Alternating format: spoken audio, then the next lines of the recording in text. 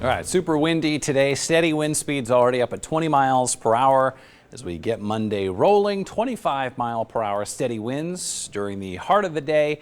There will be some gusts today in parts of the valley, upwards of 55 miles per hour. So spotty power outages where a couple of tree limbs get knocked down into some power lines.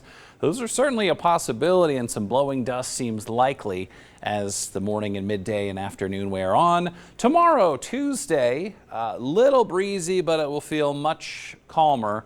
The gusts today, let's say about 45 miles per hour across the valley. Some of us a little stronger, some of us a little less, but real windy all Monday long. Tomorrow and Wednesday, some 20-mile-per-hour gusts. We can totally handle that. Thursday should actually be a tad calmer. Our temperatures are going to be around 74-ish this afternoon, 75-ish. And then we're going to drop about 10 degrees below average in the mid-60s Tuesday. And again, less wind tomorrow. So, other than the fact that it's really cool for April the 1st tomorrow, no complaints.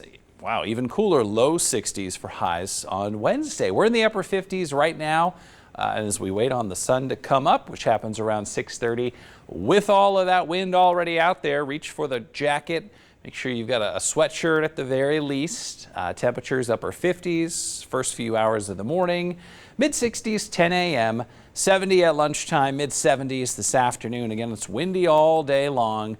Outdoor activities, not going to be pleasant with all of this wind. And even though it is cool, probably a good idea to keep the windows closed, let the air filters do their thing. Mid-70s today, highs in the 60s Tuesday, Wednesday, Thursday. And hey, look at those lows Tuesday night, Wednesday night, Thursday night in the 40s. That's cold. Breezy with low 70s Friday through the weekend. All right, Justin, thank you. Well, China mom